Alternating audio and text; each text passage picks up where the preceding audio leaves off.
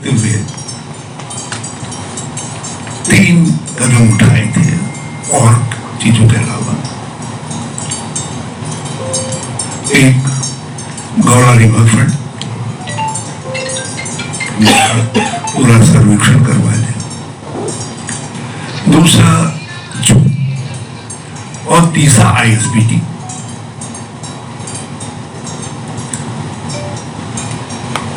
अब आईएसबीटी का अर्थ है कि कुमाऊं के अंदर और कुमाऊं से बाहर पूरा संचार परिवहन का, उसे तो सरकारी परिवहन का, क्योंकि उसके साथ दूसरा परिवहन भी फिर जुड़ जाता है।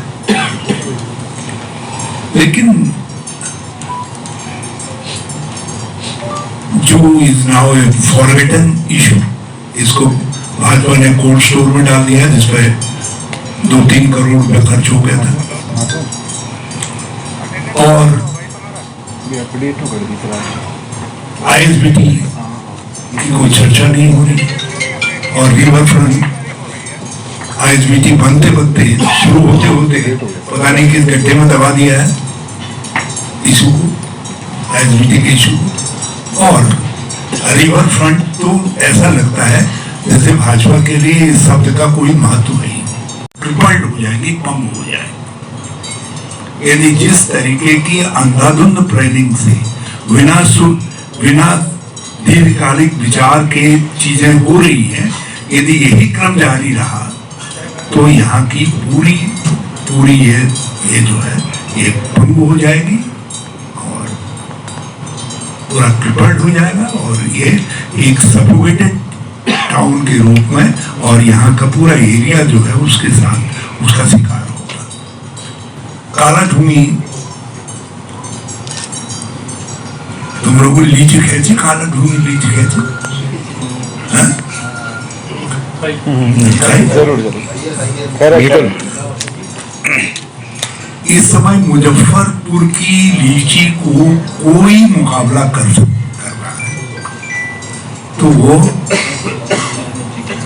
काला ढूंगी से रामनगर तक की, ये हमारे भावर का है। और ये ग्रीन एरिया के रूप में बहुत आवश्यक है, ताकि तराई का वाटर लेवल बने, जो हमारी कृषि है उसके लिए अंडरग्राउंड वाटर लेवल बने, और एक बैलेंस रहे जो पहाड़ की का जलवायु है उसके साथ। भाजपा को क्या इस बात की जलन हो रही है कि पहले केवल फोटो सेशन प्रधानमंत्री जी करते थे, अब विपक्ष भी फोटो सेशन कर रहा है। तो मैं भाजपा के लोगों से पूछना चाहता हूं कि हमारा फोटो सेशन ज्यादा अच्छा है या प्रधानमंत्री जो में और धरती में बड़ा भारी अंतर है। शब्द जब निकल रहे हैं तो लग रहा है कि बर्तन छोटा पड़ रहा है, और धरती पर जब देख रहे हैं तो कुछ नहीं दिखाई दे रहा है, बल्कि जो पिछली सरकारों ने किया था, हमारी सरकार ने किया था, इन 6 वर्षों के अंदर वो सब ध्वस्त हो रहा है। हर फ्रंट पर सरकार जो है एक इनहेरेंट अंतर्निहित कमजोरी का शिकार दिखाई दे रही है। मंत्रीगण विभाग काम करते दिखाई नहीं दे रहे हैं, और मुख्यमंत्री केवल लीपापोती करते दिखाई दे रहे हैं, जो चिंताजनक है। नाम यूनिफॉर्म सिविल कोड, क्या ये लॉ उत्तराखंड का अलग होगा, गोवा का अलग होगा, मिजोरम का अलग होगा, बिहार का अलग होगा, मध्य प्रदेश का अलग होगा? यदि यूनिफॉर्म है तो फिर मोदी जी और अमित शाह जी को मालूम नहीं है कि यूनिफॉर्म सिविल कोड बनना है?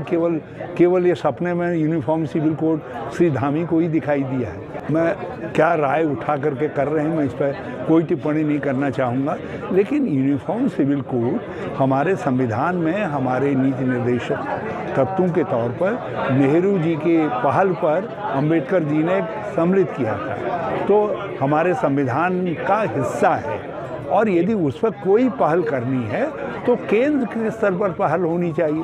आप राज्यों में करके आप कॉमन सिविल कोड का जो आत्मा है उसी को मार दे रहे हैं, फिर कॉमन कहाँ रहा?